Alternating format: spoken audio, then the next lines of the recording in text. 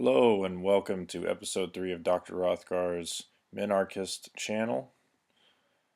The date is October 20th, 2018, and today we're talking about a minarchist take on the upcoming election. Um, so, thank you to all of you who have gone and shared and liked and commented on my videos so far. I really would like to have these discussions get a little bit more fleshed out. Most of the responses I've gotten so far have been from family, which are, well, very, very much appreciated. But I would like to, especially after today's video, start a discussion that brings to light some of the issues that are really hot button in this upcoming election cycle. And the examples that I'm going to give today are based off of the election for the Senate seat in Texas, mostly because that's the one that's most near and dear to my heart, the one that I'm going to be voting in. But I know that there are a lot of elections around the country that are highly contested and could have long-term implications for the direction this country takes. So I know that this is a very important topic to unpack, and I know it's very messy in a lot of cases, but I wanted to do the best I can to give you a framework from a minarchist perspective on how to approach this. So I'd like to start off and say that, and this should go without saying, but it seems more often than not nowadays we like to vote for the party and not for the person. And what I mean by that is most people will go into the booth and uh, again, I've only voted in one election thus far. It was my freshman year of college, and I was in New Hampshire. And instead of voting in Texas, I voted in New Hampshire. But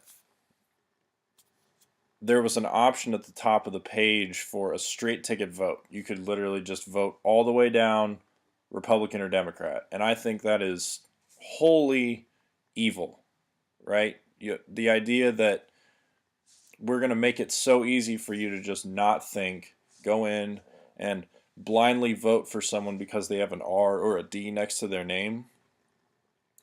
And I get the fact that people don't have time or are don't want to go do the research necessary on each of these candidates, particularly when you're voting for local positions. Sometimes it's not feasible to go and do the research necessary to find out which candidate truly fits your worldview better. But I think for these big elections, especially when there's a Senate seat or a representative seat that's up for re-election, we as Americans need to do ourselves the service of spending. I mean, it doesn't take very long anymore. It takes, maybe 30, 45 minutes maximum if you really want to dig through voting records and interviews and all that extra stuff. You can just go to their website more often than not, and they have an issues page where they detail their platform, and it doesn't take very long to do that. So go on, really find the candidate that fits with your worldview. And again, if that candidate is a Republican or Democrat, I held nothing against you. I know plenty of people that are very invested in the parties for a reason, because they, for the most part, adhere to what they believe to be truth. And again, they align mostly with their worldview.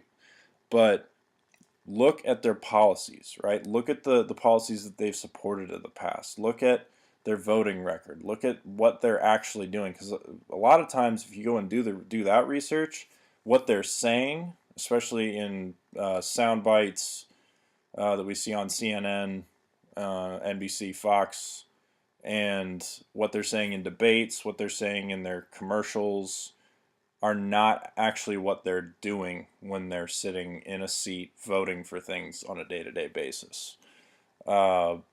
and that can go a long way if we all start doing that work, that research. That can go a long way towards keeping them accountable. So again, don't vote for the party, vote for the person, and look at their policies specifically. A lot of times, it's kind of a lesser of evils problem. This last general election was a prime example of that. You had Trump, who was the giant orange elephant in the room, just a ticking time bomb to most people.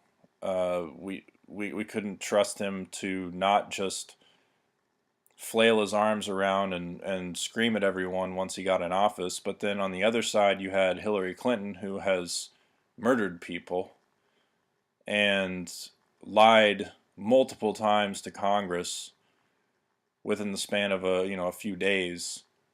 And I mean, it truly was, in recent memory that I can think of, the worst example of the lesser of two evils. And again, we like to pretend that there are only two options. There was a third option in that election. Not a lot of people knew about it, but Gary Johnson was an option. And while I won't condone most of the policies that he supported, I do think that he would have been the closest candidate to my own belief structure. And if I had voted in that election, I probably would have voted for him. Generally speaking, Republicans want more security, less regulation in the marketplace, but that emphasis on security really means less privacy for the average citizen. So yes, they're going to push for more financial freedom, a more free marketplace, but lately they've been pushing these Patriot Act-esque directives that may seem innocuous to the average citizen, and oh well, if I'm not doing anything wrong, I don't have to worry about it, but they have long-term implications that could eventually see an infringement upon the rights of the average citizen that we weren't thinking of, but they were. They being the federal government.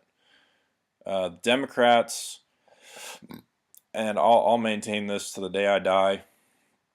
Democrats, while they may be wonderful people, I'm sure President Obama, Bernie Sanders, Dianne Feinstein, I'm sure they're wonderful people, but they want nothing more than to insert themselves into every aspect of the life of the American citizen. They want nothing more than to control just about everything you can do, say, go, anywhere you can go. Over the course of a day, they want to control almost every aspect of your life. So if you believe that either of the two major parties is for a smaller government, like reducing the overall size of the government and the state as it stands, you're not looking hard enough. And that may come as a shock, and that might be a little bit hard to stomach for some people listening to this. But again, I'm going to say it. If you believe that either of the two major parties is actually pushing for a reduction, an overall reduction of the size of government, size and scope of government in its current state, you're not looking hard enough. Both of the major parties want to reduce the government in some areas and expand it in other areas, which, if you do that at the same rate, it stays the same size that it is today. And again, the size and scope of government is kind of a theoretical term. You can't really measure that. There's not like a scientific measurement for the size and scope of government, but we have seen, and if you look at expenditures, if you look at just like sheer pages in the laws that are being passed, if we went by word count in the average law passed in the Senate or the House of Representatives, you would see an increase, an astronomical increase, really since FDR. I mean, so both of the two major parties want to increase or maintain the size and scope of the federal government. So an example of how to approach this election from a minarchist perspective, again, I'm going to use this Cruz and Beto O'Rourke race in Texas. On the one side, you have Ted Cruz, who is strong on the economy. He always has been. I mean, he was one of the Tea Partiers that got in when the Republican Party was starting to fracture not too long ago. That was really focused on nationalism and kind of a populist right-wing agenda that focused, again, on really the Constitution and adhering to the strict language of the Constitution, which was not all bad.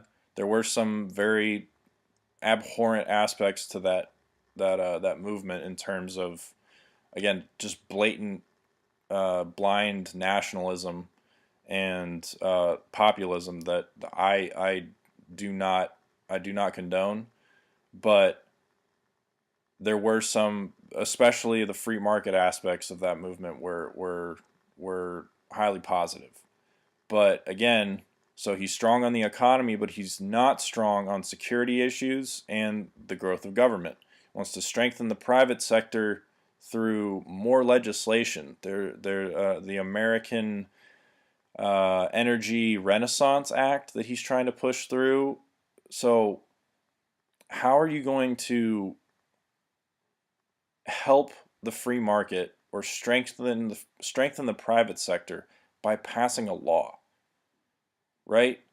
If anything, that law shouldn't be passing laws that are trying to strengthen the private sector. It should be passing a law that restricts government from invading the private sector, right? So you should roll back regulations. The point of the law should not be to, hey, let's enact laws that strengthen the private sector.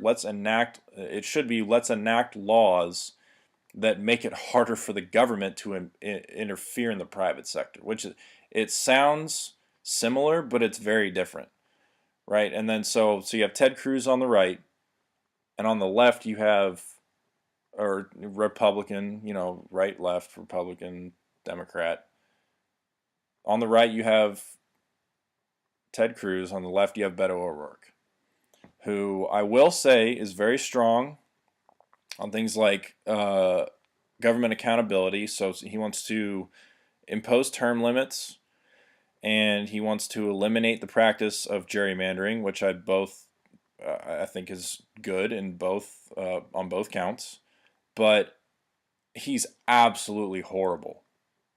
From a minarchist perspective, he's horrendous on literally everything else. I went through about half of his page, his page online about his issues page, and I couldn't read the rest because he's essentially Alexandria Ocasio-Cortez in disguise. He's very eloquent, very well spoken. He knows his stuff. He has statistics and whatnot to bring up in the debates. I think he did a decent job, or at least the sound bites that I've watched from that debate make it seem like, and this is why there has to be a qualification to this, because I've watched sound bites and compilations of quote unquote highlights from those debates, which are, I will admit, they're highly skewed towards Beto O'Rourke, and they really only clip, maybe 10, 15-second bits from Cruz talking, and then they'll have like a minute and 30 seconds of Beto O'Rourke talking. So it seems like he outpaced Cruz from what I've watched in those debates. But if you look at his policies, he wants stricter gun laws, which is never good. I think, if anything, we should roll back gun legislation all over the United States, because that has always been proven to be the best defense against gun violence. He has extremely lacks immigration policies, which again has been shown to, on multiple occasions, be bad for not only the people that are trying to enter the country, but the people that are in the country that are citizens. It's bad all around, right? So I'm going to go ahead and say it. There is a third option in this race. He's not very well known because the media is not talking about him, but his name is Neil Dykman, and I'd say that he's the closest to myself in my belief structure, and that's who I'm going to be voting for. I will not vote for Ted Cruz simply because I don't want O'Rourke to win. That is my biggest piece of advice that I can give to those that want to vote from a minarchist perspective, or any other kind of non-mainstream perspective, right? Don't listen to people that tell you that if you vote for the third party that you're voting for the enemy, right? That you're allowing the other side to win. It's a fallacy, right? It assumes that by voting for this person, you're taking your one single vote away from somebody who may or may not win, right? Because all these elections, these hot button elections, they're close. The margins of victory are close. That's why we're talking about them, right? So in the case of the Ted Cruz Beto O'Rourke race, we really don't know who's going to win. We can look at polling numbers all day long, and we still don't know who's going to win because the polling numbers are skewed, because the method of collecting those numbers is outdated. And there's a lot of confirmation bias that goes into those polls. So, again, we don't know who's going to win, right? So why not go in to your voting booth and vote for a candidate that you truly believe in, rather than towing the party line, allowing yourself to be afraid of the outcome. If, if I vote for this third party candidate, then I'm taking a vote away from Ted Cruz or Beto O'Rourke, and I'm going to let the other person win. How selfish is that? I myself, by voting for somebody that I truly believe in, am allowing the other person to win. Like, my vote is going to count that much. The vote is literally going to come down to me. Like that, when you put it like that, it sounds ridiculous, but that's the argument that they're making when they tell you don't vote for a third party, or don't not vote because you're allowing the other person to win. So again, you'll feel better about your vote if you vote for a candidate that you truly believe in. And again, the more votes that third parties get in these elections, the greater the chances that whoever does win is going to have to change or respond to, or change their views and actions, or respond to that part of the constituency that voted for the third party, because the voice is going to be louder, right? So let me give you an example. So say Ted Cruz wins, right? But say, and this is a really high number, it's not going to happen, but say 20% of the people who voted in that district voted for Neil Dykman. Sure, he goes and says, okay, I won the district. But there's a large percentage of people that voted for this guy, and that's surprising, right? But I need to find. So he, from his point of view, he says, okay, so next time if I want to get reelected, I'm gonna have to do things that align with this guy, just so I can pull some of those voters over to my camp in the next election cycle, right? If he wants to keep his job and get reelected, which is basically their main goal nowadays, it's not to so this is how we keep them responsive to the people. This is how we keep representatives and senators in Washington responsive to the people. We vote for the people that we truly believe in. We don't vote for people based on party affiliation. We vote for people that really are about as close as they possibly can be to our belief structure. And again, the more people that are informed about all the options, the harder it's going to be for this two-party system to just run rampant over our rights. So if more people see, I still believe that if more people knew about Gary Johnson in the last general election, more people would have voted for Gary Johnson.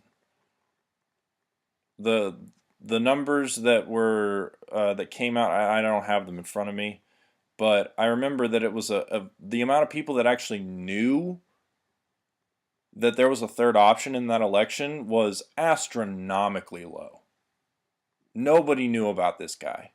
And he's been an option for the past, I think, 3 general elections.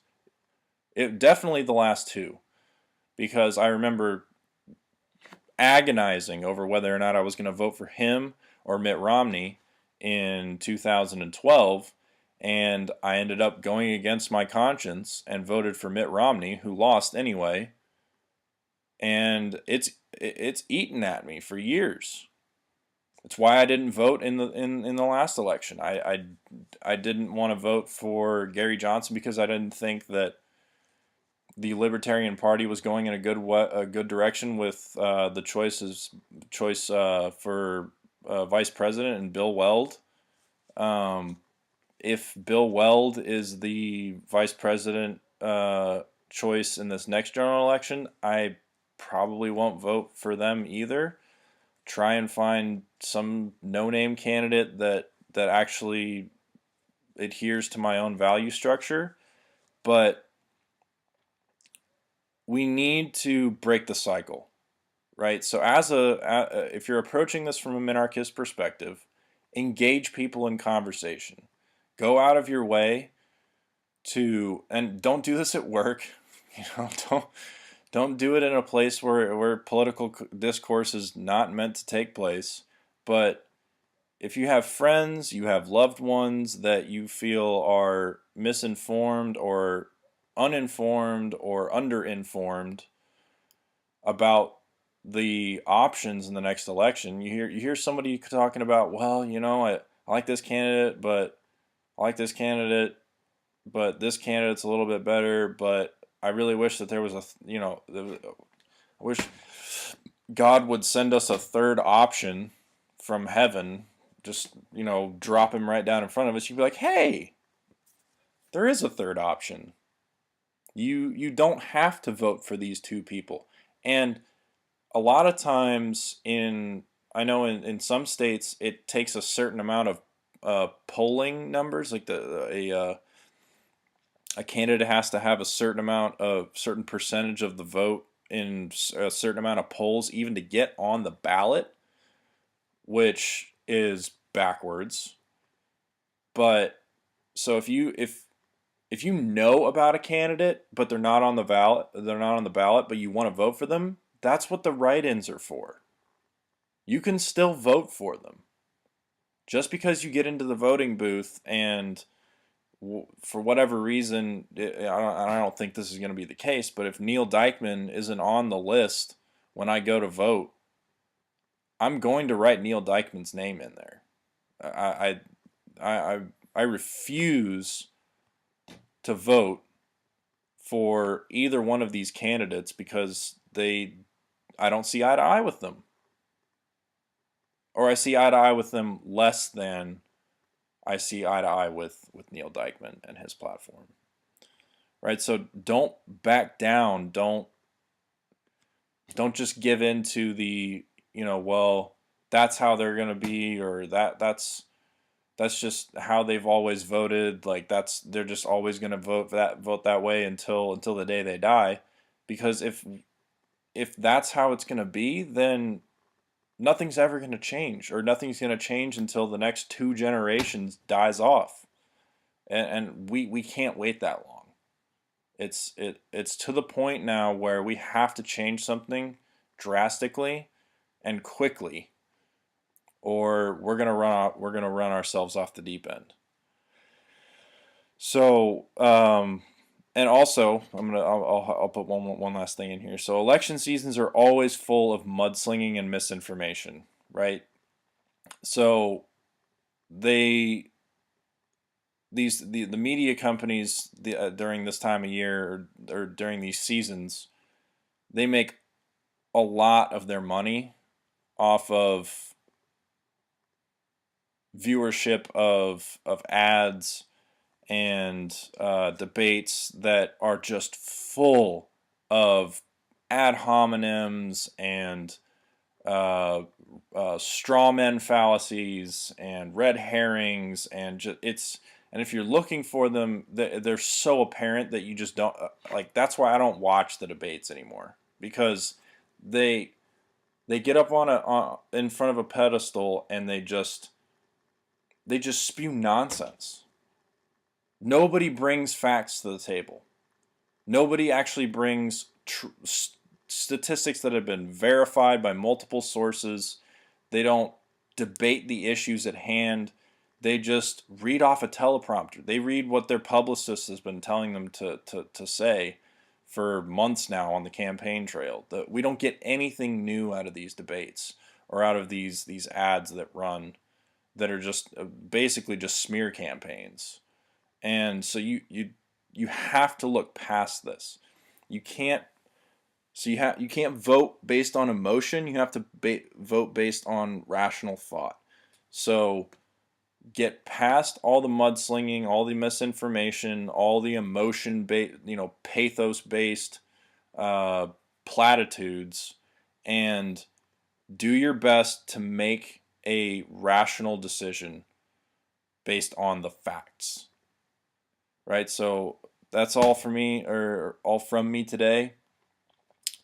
Please like, comment, share, subscribe. Again, I want to start a dialogue surrounding these topics, so we can all go into this election season being well informed, or the most informed that we possibly can. This is Dr. Rothgar signing off.